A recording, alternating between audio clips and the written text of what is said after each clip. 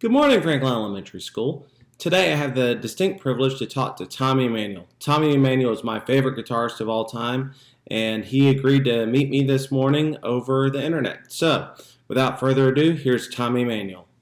Welcome, and thank you for taking the time to do this. I know it's a little bit of a weird time. And I was just going to ask you three real quick questions today for our students. Okay. Who were your favorite musicians growing up?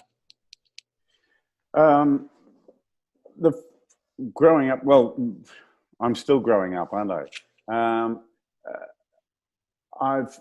I think my first influence was a band from England called The Shadows, and this is surfy kind of instrumental music, a bit like the early Ventures.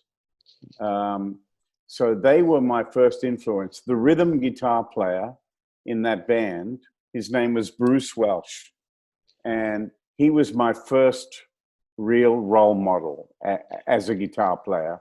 And because I'm one of 6 children and 4 of us played music together, my older brother Phil, who's no longer with us unfortunately, he was wanting to be the lead guitar player, and he wanted me to be the accompanist. He wanted me to be the rhythm player.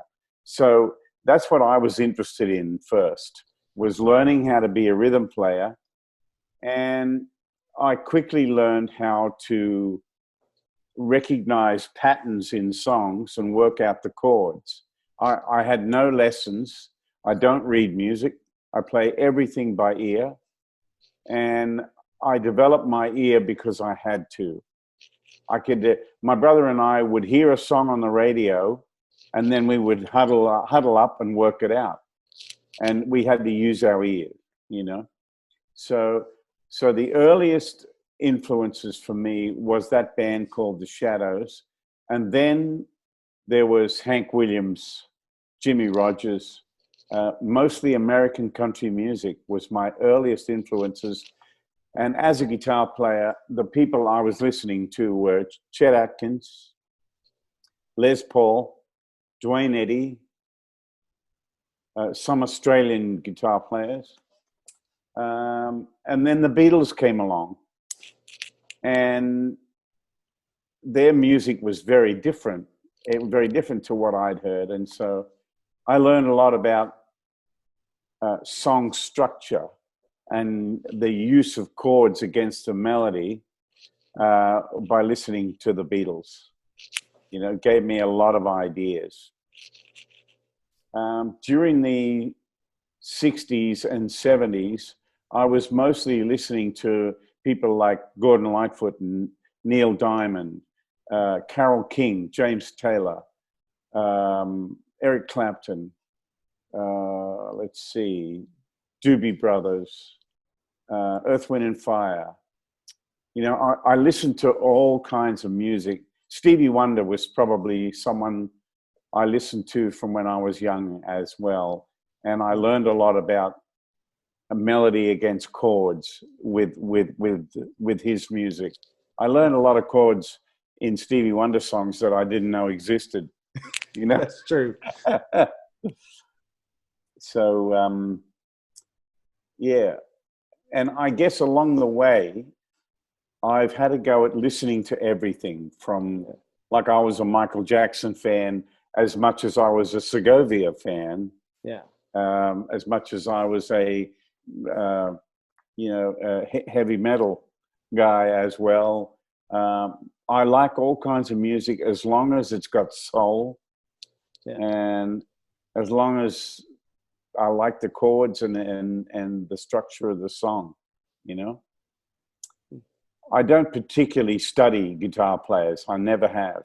Yeah. I think Chet Atkins is probably the only guitar player that I really studied. I listened to his records a million times and dissected them and worked them out and all that. But most of the other guitar players, I listened just for my own pleasure, but I didn't try to emulate them, you know.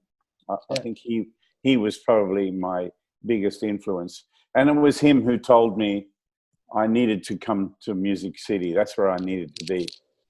So I owe him a lot. we're certainly glad that he told you that. Thank you. So what's your favorite song to sing or play today? Well, that varies, doesn't it? I mean, yesterday I was writing music for a film that I'm working on, and I came up with this little piece, and I recorded it and sent it to the guy in Los Angeles, and I listened to it today, and I thought it's okay. Today, my daughter asked me to play Mombasa about 3 times. That's awesome. So I think today Mombasa has been the song of the day. I love playing my own music because there's no feeling like playing your own song, you know? And, you know, I can still remember the fear that I had when I started writing my own songs, and I was a little afraid to play them for the audience or for anybody. I was a little self-conscious about them when I was young, and I wondered if they were any good. And I remember when I got up the courage to play one of my songs in a set where I was playing, you know, a Beatles song or a Hank Williams song or something on that level, and I snuck one of my own tunes in, and somebody come up to me and said, "Oh, I really like that new song. What was that new song?" And that gave me a lot of encouragement, you know, when I was young. And I can still remember that. I still remember being afraid to play one of my own songs, you know. Yeah. I think that's great for the kids to hear, because I try to tell them all the time, hey, it's okay to be afraid. Like, it'll get better. Yeah, but you still got to do it, you know. And just what my message to young people is: be a listener. Listen to and take in as much as you can. That's what's important. You can't say anything if you don't have any ammunition, if you don't have anything to work with. You know, I'm sure Paul McCartney or John Lennon or George Harrison, any of those guys couldn't have written the amazing music that they wrote if they hadn't spent every waking minute listening to Little Richard and Chuck Berry and the Spinners and all the music that came out of America. That's what they listened to, and they did their own version of it, you know. And they were just submerged in music, and it went into them, and then it came out sounding like them, you know. So, you know, I listened to thousands and thousands of hours of great songs, and to find out what a good song was, you know. Why does that chord with that note make me feel like this, you know? And so, you know, I'll give you a good example. Just one sec.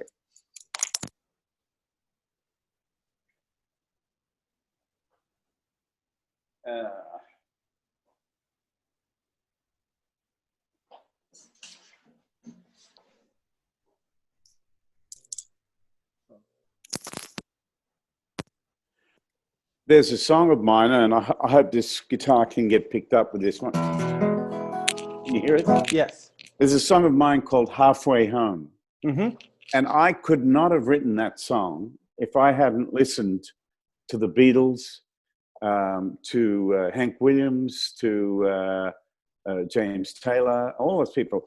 And there's a passage in this song where the very first time that I played it for a friend of mine who knows me well, as soon as I hit that passage in the song, he went, "Oh, the Beatles bit." He recognized it straight away. He recognized their influence on me in my songwriting. So I'll just, oh, there.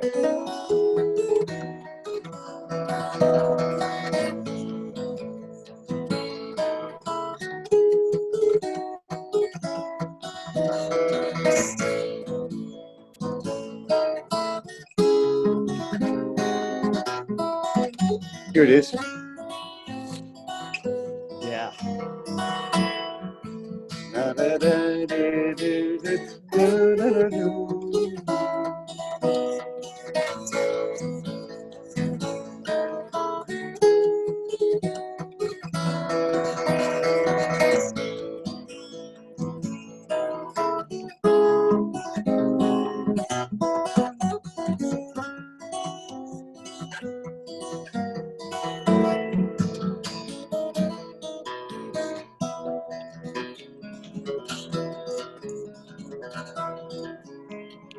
right? So Yeah. I don't think I could have written something like that if I hadn't spent all my life listening to good music that was melodic and went somewhere, you know? Yeah. And when I used to write songs, and I would call Chet Atkins on the phone, and I would say, hey, Chief, I've just written a song. And he'd say, can you hum it? Can you sing it? You know? Yeah. Is it singable? That's what I'm looking for, you know? And usually when I write a melody, I'll get a word with it as well, like I'm always halfway home, That's cool. so forth. You know what I mean? Yeah. So being a songwriter, I never write a song to try and impress a musician. I write a song to tell a story, you know, to take the listener somewhere. That's what I try to achieve when I write a song. I want to take your experience. I want it to change you. You know what I mean? Like when you hear the song, I want it to move you and change you. Yeah, So, that is awesome. What's funny is you actually answered my third question, which was, what advice would you give to our students about learning music? oh, well, I think, you know, the best advice I could give young people, first of all, is take your time. There's no hurry, Yeah. right? But be a good listener. Take all kinds of music in, but learn some good songs. You know, get used to playing something that really has feeling, that has good chords and good melody. Yeah. You know, learn some good songs so that you can play them to people, you know? Yeah. And because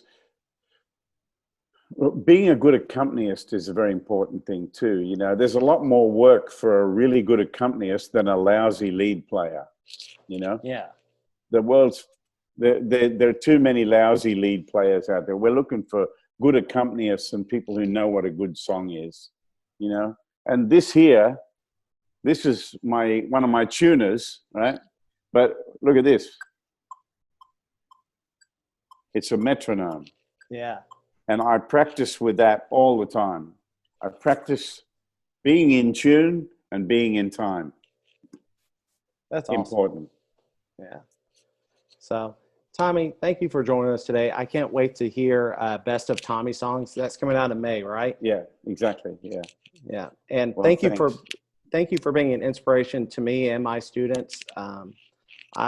I started taking my guitar skills seriously again after a little bit of a hiatus there after college, and seeing you play and seeing John Knowles play and people like Parker Hastings and just everybody that was at Cast that year just really inspired me to start playing, and it's increased my musicianship for the kids, and it's been fantastic. Yeah. Oh, great. Well, keep up the good work. We need more good teachers out there, you know. Yeah. I could talk all day about music, so don't get me started. You know. Thanks a lot, Patrick. Thank you, Tommy. I appreciate your time, and welcome. stay well, sir. I will, and you too, sir. Thank you. All right. Thank you. See ya. Bye.